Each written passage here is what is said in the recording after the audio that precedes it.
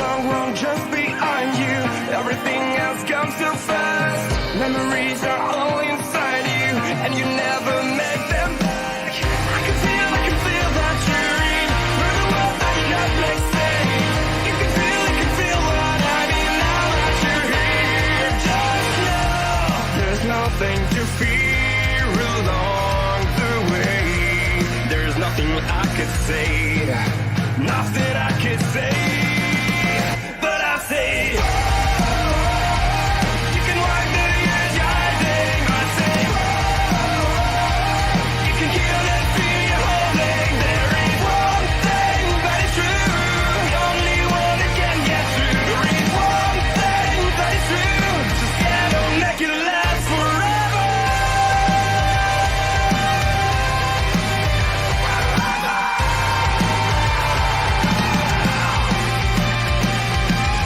Wonder why I can't feel relief with the being that I've done. Find something to believe in and then never give it up. I can feel that cheering through the world that you're not next day. You can feel what I mean now that you're here.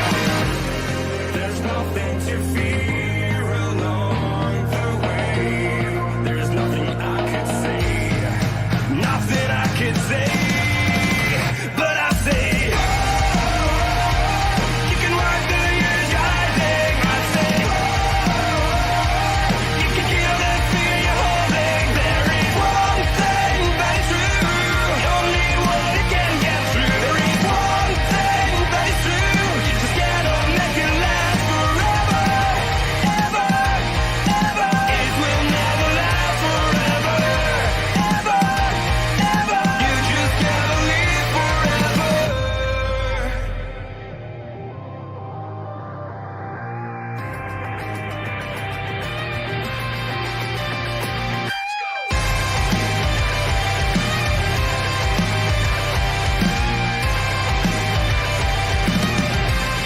If and when I close my eyes, if and when I fall asleep, it's the same in the end. Time is running out.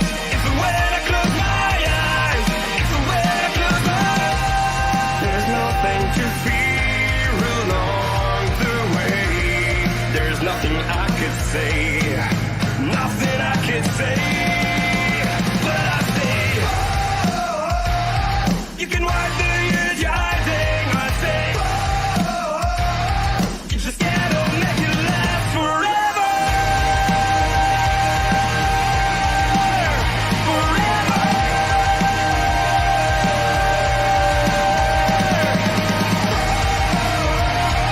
You can wipe the years you're hiding. I say, you can kill that fear you're holding. There is one thing that is true, the only one that can get through. There is one thing that is true, you just gotta make it last forever.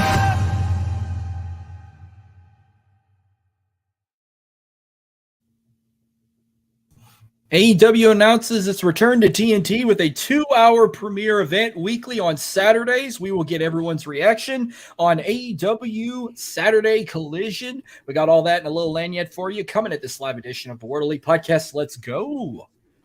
So what does it mean to be a raging Cajun? Southwest Louisiana, wreck your face, man. Still don't get it in, I'ma let you know.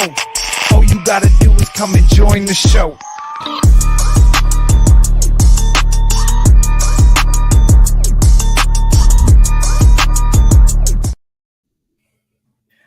We are the highest tier pod of your weekly unfiltered wrestling and entertainment. Welcome to the World Elite Podcast. It's presented by Dubby Energy, Be Better, and 80s Tees. We're free and available wherever you get your podcasts. We're on YouTube and Twitch as well.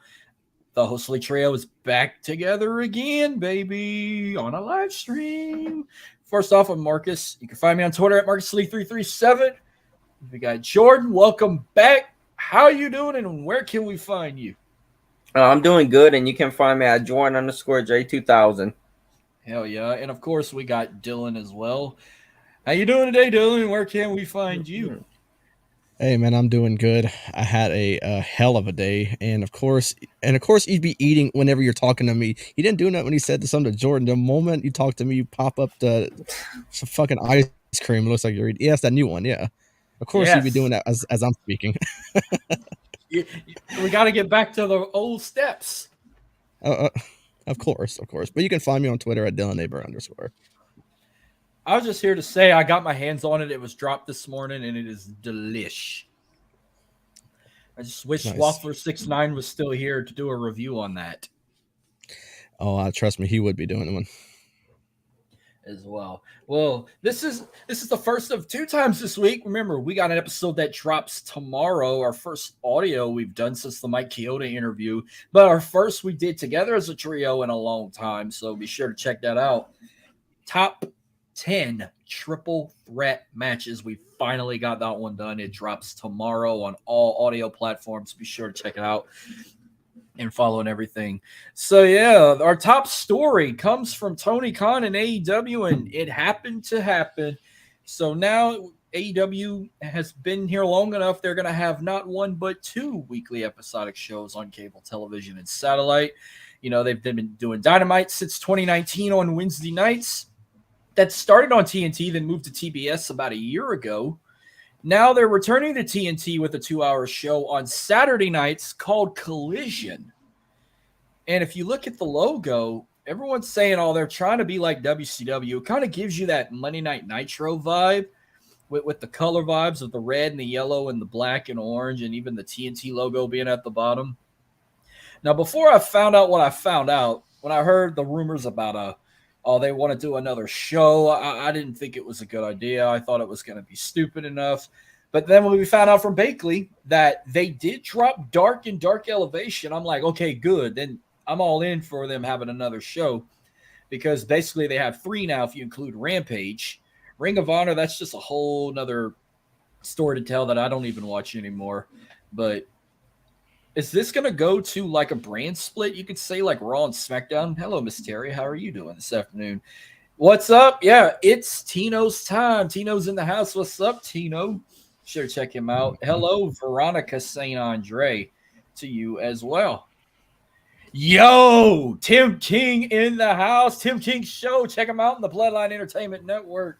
They give you covered all sports and wrestling wise. So I didn't like it at first until I realized Dark and Dark Elevation is no more. That's what basically Ring of Honor's for now. You have all these 2-hour squash matches with 12 matches total. This is kind of like their second push, you could say. Like, are they going to do like a brand split? Like you saw on the poster, they've been advertising like FTR, MJF, Orange Cassidy, House of Black, Thunder Rosa, Miro. People think CM Punk could be a part of this. Are they going to do a draft now? Like, if this is a big success, are they going to split the roster that's got like over 400 guys on the roster and gals, and you can put 200 on one show and put 200 on another? So but look at how WWE kind of did the same thing in the past. I'll go back to the Attitude Era. You know, they didn't just have Monday Night Raw or Raw is War. Remember Sunday Night Heat? They had that show. And then during the Ruthless Aggression Era, they also had a show called Velocity. You remember Velocity? That was kind of SmackDown's mid-show. Raw had Sunday Night Heat, and then they had this. Do you think Collision will work? I just don't know how many people will watch on a Saturday. I think it'll have a hot start, unless that there's like a premier live event coming up for WWE, then all the ratings are going to go towards them. Now that this is going to air on Saturdays, you can now say down the road, AEW is not going to do no more Saturday pay-per-views. They're going to go strictly to Sundays. But what's going to happen, I think they'll have a hot start, but then the next, I'm going to say till about August. Then after August for the next 6 months, their ratings are probably going to drop with college football taking over Saturdays, you know, maybe a couple of NFL games on Saturdays when the playoffs come in January. And you can't forget possibly maybe even, you know, a couple of NBA games that might happen over the weekends and whatnot down the road, or even NHL matchups and college basketball. You're going to be competing with all that competing on a Saturday. But I mean, there's no other option for them. They put the IWC in a world where they can basically watch wrestling 7 days a week, a time or two, with like Raw on Monday nights, NXT on Tuesday nights, AEW Dynamite on Wednesdays. Thursdays, you have Impact Wrestling, New Japan, if you can also catch Access TV, and you'd have Ring of Honor on Honor Club. Friday, you'd have SmackDown and Rampage. Saturday, you would have this AEW Saturday Collision. And if this is the case, they might as well just drop Battle of the Belts. That whole show was a fucking joke to begin with. Not one time I saw a title change hands on that. Battle of the Belts was like a Saturday night's main event edition to me. And Ring of Honor is like the ECW of WWE, you could kind of say. I wouldn't compare them to NXT because I feel like NXT is 10 times better than Ring of Honor right now, and it kills to say that. But hey, they dropped Dark and Dark Elevation. Now I'm actually interested. It airs June 17th on TNT. I think that's when they're in Chicago, or it might be the week before. I don't know where the first one's going to take place, but I'm waiting to see if it's going to be live or if they're going to pre-record this just like they do with Ring of Honor and Dark in the past. So what's your take on Collision while I chow down on this Dr. Pepper float ice cream? So once I heard like the rumors going around, I really never thought it was a bad idea because there's no such thing as too much wrestling. Wrestling goes on almost every day of the week, and I pretty much watch all of it, minus Impact. I don't have time for Impact. Same for Ring of Honor. I don't sub to Honor Club, but I watch NXT, I watch Raw, I watch SmackDown, AEW. I really never tuned in to like the YouTube shows with Dark and Dark Elevation, so you can scratch that off right there. But for one, I really never thought that it was a bad idea the moment I heard the rumors of Collision coming. And, you and I, Marcus, talked, on prior live streams about the rumors of a second show coming called Collision. I even brought up the name that this was, in the works for quite a while now. So whenever I heard it, I'm like, this is a great idea. I love it because it gives so much opportunity, and it really just opens and expands for so much more in AEW, because people talk about how the roster's too big. On Dynamite, people don't get showcased like they deserve to. So now I feel like this offers like maybe a brand split. It offers each show having their own championship, having their own world champion. So MJF could be a champion on a one, and they could introduce a new world title for Collision. And I mean, who knows? It could even open the door for more pay-per-views every year for AEW. They really only have 4. They do 5 now with Forbidden Door. So it just opens so much more opportunity for the company. I loved it from the jump. I really never thought it was a bad idea. But now that you mention, the things that go on Saturdays, sometimes just the WWE does a PLE. Sometimes, I mean, there's always going to be college football on Saturday nights, and there's always going to be a really good game on Saturday night. And honestly, if Tony Khan don't put on one of those pay-per-view like cards for Collision, I feel like the sports will take the ratings from Collision. So like you said, it's going to have a hot start, but I just don't know if they'll be able to continue those ratings with what's coming up in the fall with college football. And then I know somewhere down the line towards the NFL season, towards the end, they do games on Saturdays. So if they're putting on a really good NFL game, a good college football game on Saturday night, it's going to struggle, because, there is going to be a Saturday where LSU Bama is going to be on. And I mean, obviously I'm choosing LSU over AEW. So, I mean, ratings are going to be rough. And they're going to learn that when it comes to college football and to all sports that's coming up in the fall. So to close this out, I love the idea. It presents so much opportunity for AEW. I can't wait to see where it goes. I just know that the location right now is kind of secretive, but if they do make their amends with CM Punk, then I think that he returns on the first episode, and it's going to be announced it's in Chicago. But right now it is secretive, but I just know if they make their amends, it's going to be in Chicago. So I don't know. I'm just ready to see where it goes. It's going to be nice. Yeah. Jordan? Yeah. I like the idea too. Like Dylan said, that I watch Raw, I watch NXT, I watch Dynamite, and I watch SmackDown. I don't watch like Rampage and stuff. That's I don't watch Rampage really not either. that good. It sucks. Yeah, I don't watch Rampage either. I don't watch Ring of Honor anymore. I'm just tuning into Impact, which Impact's been good, and then now I know I catch New Japan now immediately following that. So, do you know who might be on their roster? I'm pretty sure they're going to hop on both shows until if they decide to go down WWE's path and make a draft where they split the roster up. Mhm. So, but don't forget, also there might be nights where UFC is going to have pay-per-views on Saturdays. People are going to want to watch that. And what's their start time going to be? Is it going to be like 8 Eastern, 5 Pacific, 7 Eastern, 4 Pacific, 9 Eastern, 6 Pacific, or could it be 10 o'clock Eastern? I think I 7 saw the Pacific. graphic for the first one. It's going to be what for Collision? Yes. I think I saw the graphic already. They said the first episode is on at 7 Central, so it's the same time as Dynamite. Okay. I'll check it out. I mean, I'll be tuning in. I'll definitely watch that first episode, see how it goes, and when the weeks go by, when football season starts, I'll have to start recording on the DVR because when that time of year comes, I'm gonna have to watch LSU every Saturday or some other games. Also, September 9th, Alabama versus Texas, week 2 on ESPN. I'm sure College Game Day will be there too for that. Mhm. So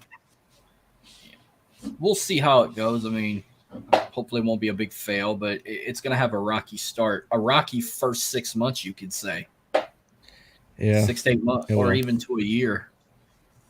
hmm I think that's all I got on Collision. I mean, I didn't even really watch AEW last night. Me and my old lady celebrated 4 months together, so we had some alone time, caught up on some Yellowstone, but I heard some mixed emotions about Dynamite. I mean, some people said the False Count Anywhere match was good. It was kind of funny with Adam Cole attacking him outside. And the worst news I can hear, so we're getting another Anarchy in the Arena match at Double or Nothing. Let me say this here. For fuck's sake, do not overplay Wild Thing, and don't let Justin Roberts say shit's about to hit the fan again. Some tells me both's gonna happen down the road. And I'd rather the Stadium Stampede, or I wanted a blood and guts match. That's what we should have got. Yeah. And if people want it to be the main event, I'm like, no, I don't want this match the main event. Give me that 4-way the main event when we get to Double or Nothing. Yeah. So, all right, I'll let you move on with one of your topics. So let's see where I want to go with this one. All right, so I'm going to kick things off with some news that came out the other day. I'm not sure where they're going with this. I know it's been pure rumors and all that, but I'm seeing reports that Bray Wyatt is no longer on the internal roster for WWE. Now, the reason why I wanted to bring this up, obviously, everyone knows I'm a big fan of Bray Wyatt. I've been on Bray since the Wyatt family days. I've seen him perform live a few times. I was even able to see him at the Fiend, pre-pandemic at a Minute Maid for the Rumble against Daniel Bryan. So the reason why I'm bringing this up is because I want some reactions. I want thoughts on the news, the rumors that he's not on the internal roster no more. But then I also want to bring up kind of his booking. His return has been somewhat of a lackluster. You bring him back, you have him pour his heart out on SmackDown, not in character whatsoever. They introduced this Uncle Howdy character who still don't have no idea who the hell it is, even though I believe and everyone believes it's Bo Dallas. And now you're seeing reports that he still is on the active roster. He's just out with some sort of undisclosed injury. So I want reactions. I want what y'all think about his return so far. Has it been good? Has it been properly booked? Or do you think it's what I think and it's been a lackluster? Because as big as a Bray Wyatt fan as I am, I, for one, believe his return has been rough so far. And he hasn't been seen since, the Rumble against LA Knight. So, I mean, I say whoever wants to kick it off, go ahead. Jordan, you go ahead. I'm reading some stuff about AEW. All right, yeah. Since his return, it was awesome to see him come back, but the booking and all that been bad, and yeah, and then the Rumble match. It was the match was okay, and then when Uncle Howdy jumped off, it looked like he missed them, and Because he did. yeah, and so it's been bad. Yeah, they hyped it so big when he came back at Extreme Rules. That crowd was loud, but it's like he had one fucking match since he came back, and I was there when he fought LA Knight in the Mountain Dew Pitch Black match, and we haven't seen Bray ever again. So I mean, I don't know what the hell's going on, but I want Bray back. I mean, I loved it. I like this character. I love that new theme song, Shatter. I mean, I don't know what they plan on doing with him, but they need to come back ASAP. So I was reading more about this Collision shit, and there's going to be some shows that are going to be like taped on Thursdays and aired on Saturdays. But there are going to be some shows they're going to do live on a Saturday. Like, it's crazy. Yeah. Like they're already advertising. They're not even advertising the debut show yet. They're advertising shows weeks ahead. Like for Forbidden Door, Forbidden Door is going to be in Toronto. Well, they're going to have 2 shows in Toronto. The night before, they're going to do a Saturday live taping in Toronto. Tickets are available for that. When they go to Hamilton for Dynamite the Wednesday at the end of June, they're going to tape Collision the following night in the same city. But then the next week, they're going to hit up a whole nother city and tape it on a Saturday. And then when they go doing the same thing the following week as well. And then at the end of July, they're going to do a live taping on a Saturday. So probably about 80% of Collision will be live and taped on a Saturday. And then there's going to be shows that are going to be pre-taped on a Thursday and aired on a Saturday. Tim, they can't expect more than 500K weekly, right? Okay. With so much on Saturdays and DVR, you got to think 500K is solid. It's not secretive. It's in Chicago at the United Center. So he's talking about Collision will be at over there in front of 20,000+. Okay. Might as well give them that because, they're not getting All Out. All In's in London. And then they're going to go straight to Full Gear after that. But I want to talk about something that I'm actually shocked, but I know more of the backstory. Ever since KO and Sami Zayn have won the tag team titles at WrestleMania, and then that SmackDown of the draft, we were like, oh, that's it. They're going to drop the titles. Well, turns out that Saudi Arabia and Syria recently resumed their diplomatic working relationship, which means they've been at war for like the last couple of years, and they're no longer at war. They made peace, which has given Sami Zayn the right to travel to Saudi Arabia to compete. So now we know that Sami is going to be able to compete in Saudi. Him and KO are still the tag champs, and they're going to have a tag team title match. So I'm actually happy for Sami Zayn. I'm sure they'll give him a warm welcome. The crowd's going to be on his side and all that. And I don't know if that's KO's first trip to Saudi too. I don't think so, but he might have went to the very first show 5 years ago and then just never went back when he saw their rules and allegations and whatnot. But not only are they going to Saudi to defend the tag titles, they're defending it against 2 other members of the bloodline. They're taking on Solo Sikoa and Roman Reigns. So they should have called it another show because supposedly Night of Champions is supposed to be the night where every championship is on the line, but it looks like Roman Reigns. Real quick, let me cut to the chase. You remember 5 years ago when Roman became the number 1 contender to challenge Brock Lesnar at WrestleMania in New Orleans, and he bitched and complained about Brock being a part-time champion and how they need a deserving fighting champion that's here every single week? 5 years later, Roman Reigns just turned into Brock Lesnar. He's a fucking part-timer.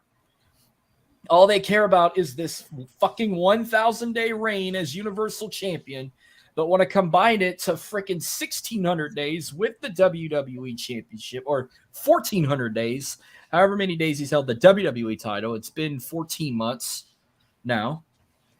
So he's not defending his championships, but he has a chance to win 2 more belts and become a belt collector like Kenny Omega was 2 years ago. And him and Solo are teaming up to compete for the tag team titles, which I'm actually excited for.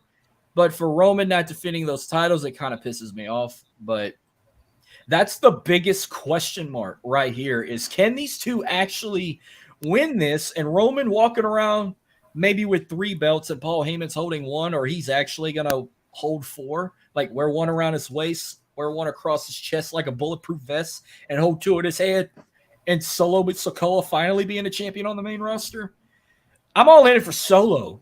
I don't give 2 fucks about Roman being in this match. I just want Solo to be a champion.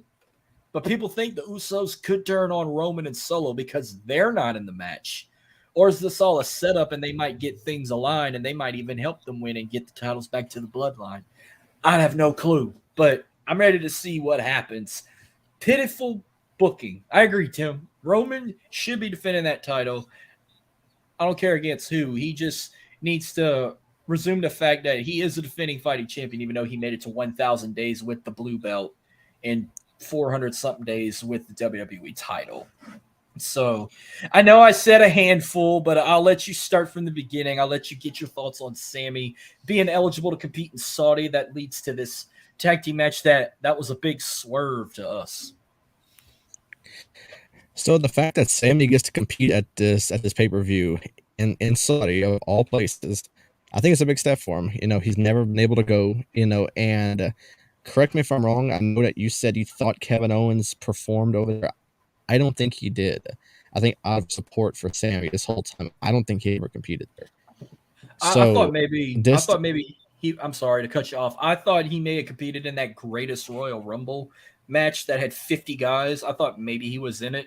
I'll look into it and see if he was, but I'll let you continue on. So yeah, for one, that's awesome for the both of them because we were all worried. Even talked previous streams about how we thought that the Usos were going to win back since Sami was not going to Saudi and now he is, and they're still tag champions. But it's like I want to give my thought on this whole Roman Solo thing without actually giving a prediction because I'm really trying to save that for our prediction stream. But you mentioned it already, and I've been feeling this for a while now. The Usos are going to turn. I think they're going to turn on the bloodline. It's been teasing it for a while, and even on the past show where he said that him and Solo were going to be ones going for the title, and man, you were going for that ice cream, dude. God damn, you have not stopped. And KO did compete in that match. He was the number 46, Okay. and he lasted 10 minutes. Go away. Okay. I'll put the ice cream up. I'll put the ice cream up for now. It's all good. But yeah, I just have a gut feeling that the Usos are going to turn. But it's after they turn, then, what happens next? Like they're not with the bloodline no more. Doesn't one of them go after Roman at one of these PLEs coming up? We got a great match with Jay and Roman before. Can they do it again? If they do, that would be pretty cool. But I don't know where to go if they do turn. I kind of feel like they'll cost Roman the match. And obviously Solo takes the pin if they lose. Roman's not getting pinned. He has not been pinned clean in a few years. So I don't know. It's going to be interesting to see how this all pans out, but I do think that Sami and KO will still be champions by the time the end of Night of Champions is over. But I guess we'll see. Yeah, it's gonna be awesome to see Sami fighting over there, and with Sami and KO. I think it's gonna be a great match with all 4 of them. So Yeah, I agree. But what people want, I wouldn't mind, but I don't know if it should be for the tag titles. People want Roman and Solo versus the Usos. Potentially maybe like either at Money in the Bank or at SummerSlam in a tag match. Not for the tag titles, though. But I want Solo to be a champion. If they could get along and get those cracks fixed, then put the tag titles back on the Usos and give the U.S. title to Solo, then you have all the gold in the bloodline. Yeah. Yeah. That's what I would say. But I don't know what the hell they want to do here. But I'm looking forward to seeing this tag match to see how it goes. I haven't been this anticipated for a match that's Sami and Roman in the Elimination Chamber event. Yeah. Yeah, same here. All right, that's all I got on this. All right, moving on. Let's go to Randy Orton. He has been in the news, and not for a good reason either. As we all know, Randy's been out for quite some time. He has not competed this year. He missed, I think, more than half of last year. He's been out for a while. And now I'm seeing reports that he's being told by doctors not to wrestle again. So if this is it for him, it sucks because he never got a proper retirement match, but a lot of guys didn't have a proper retirement match who had to, retire abruptly. And two guys I'm talking are now currently wrestling again with Danielson and Edge. They all came back. So if he is being told not to wrestle again, I would maybe give it a little bit of time. Maybe he comes back, maybe he does make some sort of turn where he is allowed a proper retirement match. But, I just feel like Randy has so much left in the tank. So if this news is true that he's not, that he cannot wrestle again, it sucks. It's a horrible thing. And I just hope the news is not true because I would love to see him back in a ring one day. What's crazy too is we're recording this right now on May 18th of 2023. This Saturday, May 20th, will make 1 year since RK Bro lost those tag titles to the Usos on SmackDown, and that's when he had his back injury. So it's been near, you could say, literally a full year since we've seen Randy Orton. And it's a legitimate back injury. Something tells me it's probably something as severe as what Shawn Michaels had that caused him to be out of action for 4 years. So if he don't consider retirement, I mean, if he wants to come back, I mean, it's probably gonna be a long recovery, but I don't want to see him go either. I think he's still got a lot left in the tank. I mean, he's only in his early 40s. He could still go a few more years. Like, look at Edge, for example. Edge is almost 50, and he was still going till this August, and then he's going to hang it up. And people said, like, Orton was the perfect selection if there would be anybody, and I mean anybody, to break Flair's 16-time reign record.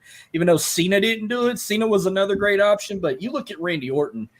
He's been with the company for 21 years now, and he's not one time left the company to go to TNA or even AEW, if you want to throw them in, or even New Japan. He stayed with the company since day one, and that's why people said he was the perfect selection. But now with this injury, there's a possibility that will not happen. And I said, if it's this bad, he might as well just announce a retirement. And it sucks to say that, but if there's no other option, then I should suggest, think about your future, think about your kids. You don't want to be in a wheelchair for the rest of your life. I mean, it could be a severe injury that he could cause him to be paralyzed. It just says legitimate back injury. It doesn't say if it's like a bone in the back or something that's severe. Just a severe back injury, and I'm just going to have to be one of them that could say that maybe Orton should retire. Because I don't want him to be paralyzed or end up in a wheelchair like some of wrestlers have been. He put on a hell of a run for 20-plus years. I've had a love-hate relationship with him. When he was a heel, I couldn't stand his guts. When he was babyface, I loved to cheer him on.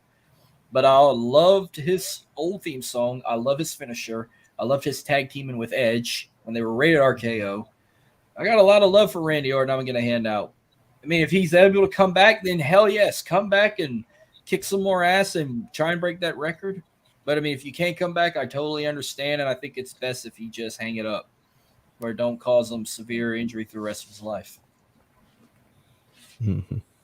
Yeah, it's going to suck if he has to retire because I really want to see him come back and wrestle again. So yeah, but if it's that bad and he has to retire, then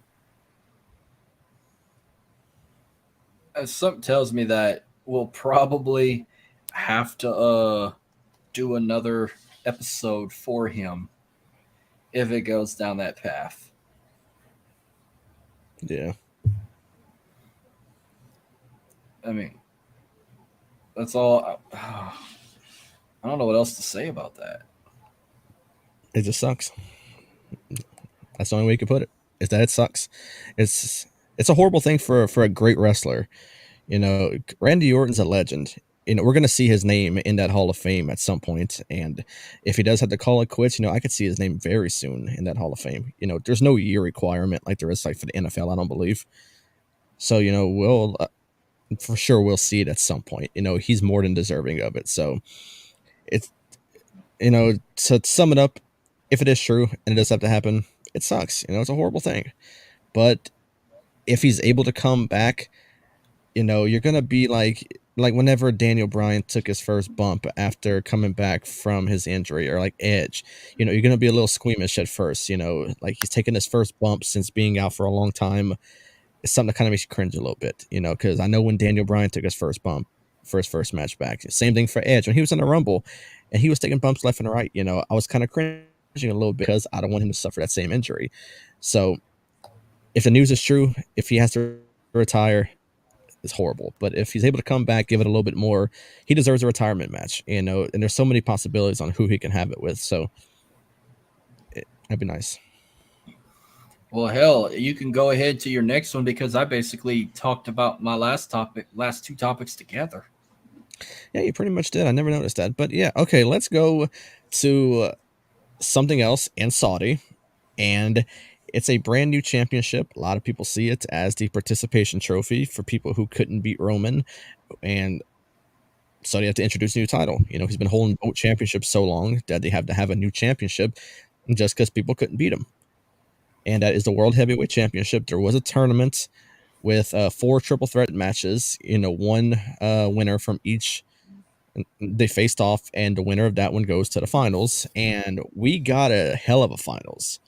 So I got a fucking ton to say about it. So I want reactions without giving a prediction. Like, we'll save that for the prediction stream.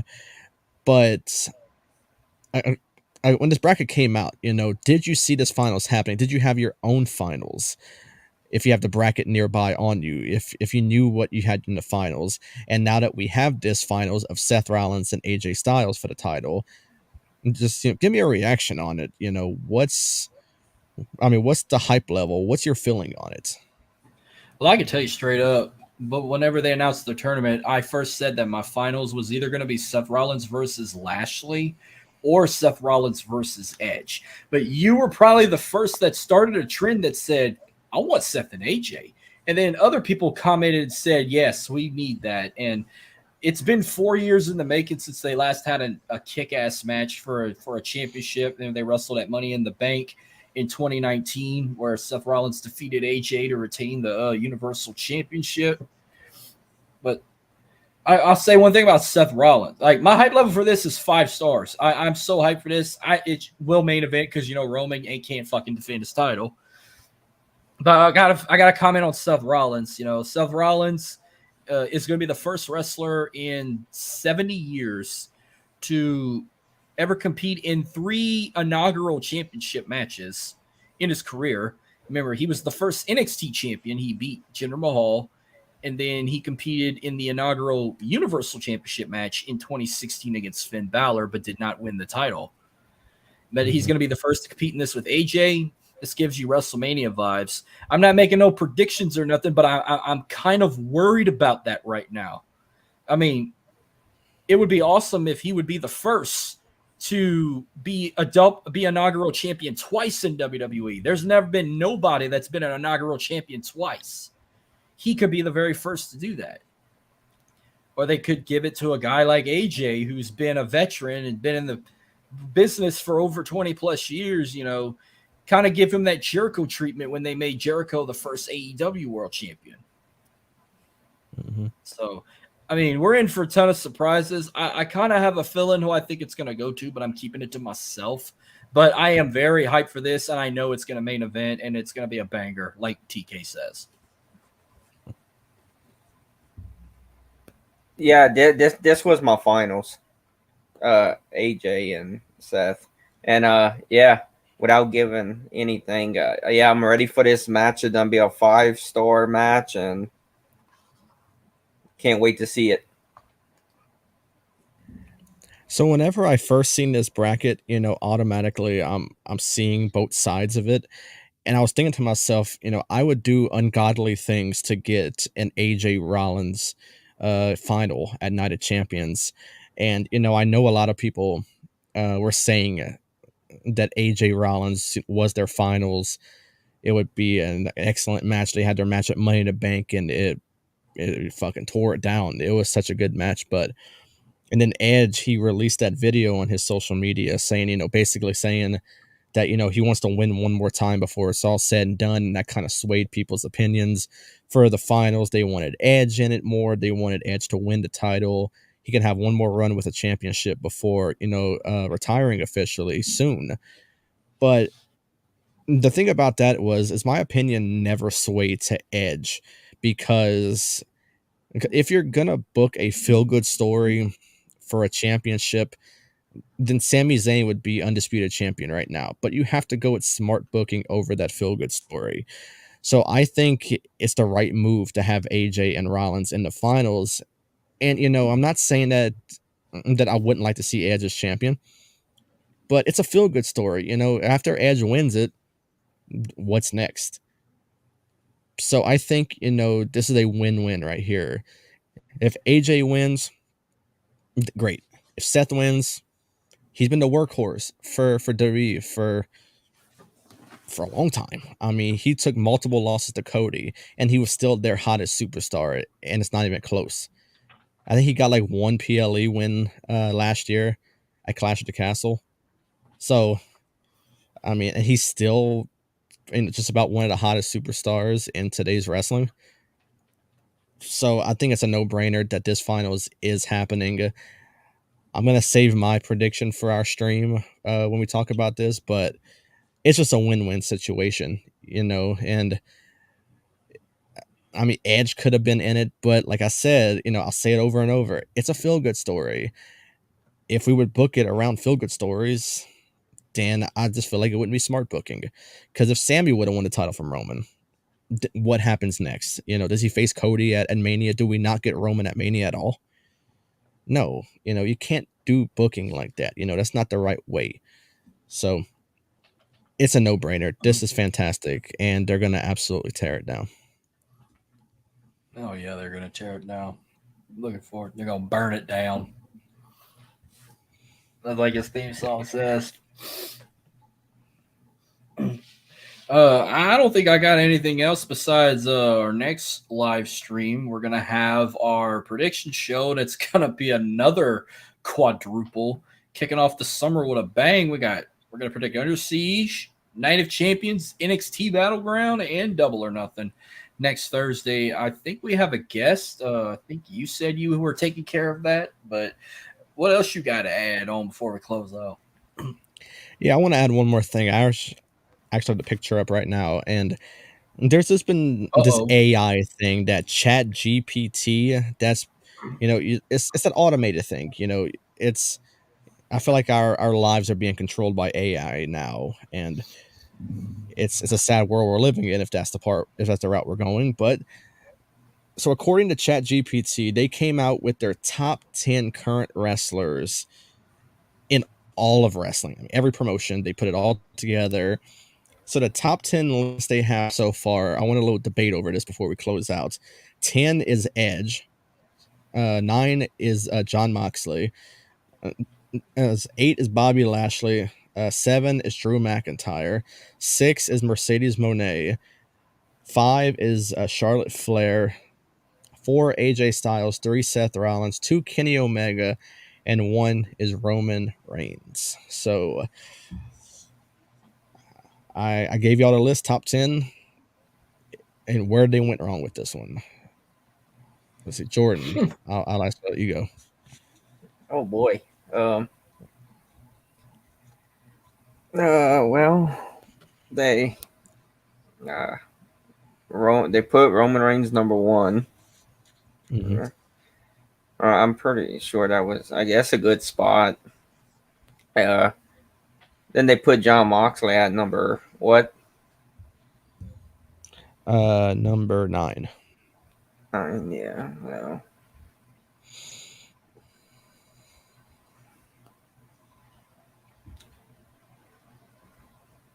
I have it from you, so I'm popping it up. I got it up right here. I think the main one is, why is Roman number one? Roman don't do fucking shit but bitch and say acknowledge me. Seth Rollins should be number one. No disrespect to Kenny. I think with him and AJ, with the big match coming up, AJ should be number two. If you had to put why is Charlotte? I mean, yeah, Charlotte Flair had like one banger match this year. And then now she's taking a break and gone. Why isn't like Bianca Belair on this list? Why isn't Rhea Ripley on this list? Where are those two at? Where's Becky Lynch at? I get Mercedes being on there. Like, I don't even think Drew McIntyre needs to be on this list. Edge don't need to be on this list. Kenny could stay in the top 5. Kenny could probably be like 4. If I put anybody higher in AEW, I would probably have to put MJF. Probably put him at number 3. I think Kenny could be 4. Mox can stay where he is. Lashley can go up a bit. It's just to piss people off. I would put like Austin Theory at number 10. Piss people off. So, okay. Looking at the list, I'm kind of wondering what method they're going by. Are they going by popularity? Are they going by actually wrestling? Because if they're going off of popularity, I think this is a pretty solid list. Obviously, Roman is one of the biggest draws in all of professional wrestling, and it's not even close. Ever since he adapted the tribal chief gimmick, bringing in Paul Heyman, I think it's a no-brainer that he's one of the most popular wrestlers of today, and this is by a mile, not even close. But if you're going off of straight, wrestling, honestly, Roman's not top 10. He's not that good of a wrestler. I have said this so many times that Roman relies on his cousins to make him look better than what he actually is. Why do you think they have the Usos interfere every single time? Because it needs a solid finish. And, Roman he's a spear, he's a Superman punch, and not much more other than that. So having him number 1, I think, is simply based off of popularity. If you're going off of simply wrestling, then I don't think you have a number 1 or 2 between Kenny or Seth. I think you have, honestly, have them both number 1, because it's so hard to choose out of a 1 and 2 between these two. They're so good at what they do, then it's so hard to choose between 1 or 2. I think you put Charlotte Flair in there because I think out of the entire women's division for WWE, and it's not off the name, it's not off the Flair name whatsoever. I think she's just that good. She's a very good superstar. She has not competed much, which is why people say she doesn't do a lot. But I mean, she does. But the rest of the list is good. I mean, I find that everyone in their own way is really good. But I don't know, Roman. I don't know. I don't think they're just going by popularity. I think they're also going by accomplishments in their career. Like, he's almost at 1,000 days as champion, so he's going to be up there. They're going to have Charlotte as the first woman up there because she's like, 2 or 3 title reigns away from being a 16-time champion? So, no, I don't have I mean, yeah, Kenny Omega is one of the all-time greats, so I'm not complaining about him being up there, but I just don't know about being number 2. No question that about Rollins and AJ and even Bobby Lashley, they all 3 deserve to be up there. Edge can deserve to be up there, but that's just my opinion. Yeah. But I like your response. This list is a joke. And I was like, holy shit, it is. I've seen worse. It really is. I've literally seen worse. But everyone I've seen, they always had Roman at number 1. Yeah. I ain't disrespecting the other GOAT, but I saw a list where they had Roman at number 1 and they had Jericho at number 2, but this was like years ago. Mm-hmm. This was when Jericho was this is when AEW just first aired, so I think this was when he was the champion. So they had like Jericho at number 2 at one time when I saw a list like that. But that Roman wasn't a champion. What Roman didn't start that whole tribal chief head of the table universal champion reign shit. Then I even saw like Brock Lesnar on the fucking list too. Like Brock was a champion at that time, and then he wasn't even number 1. It was probably like 3 or 4 to be exact. Yeah. So I'll do it for tonight. I made it this far, but my ice cream sure didn't. But last call. Do y'all have any last words before we close out? I got nothing. Nope.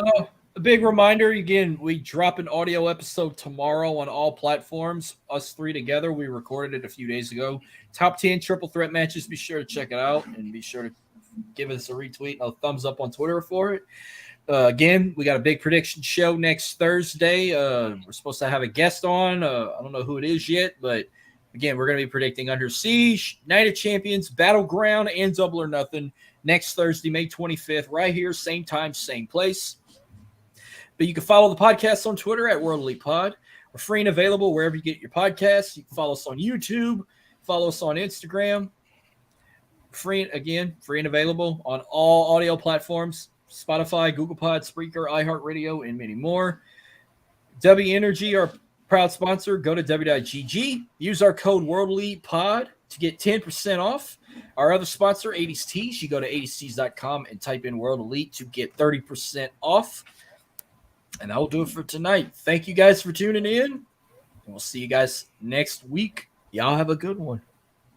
There's nothing to fear along the way. There's nothing I could say. Nothing I could say.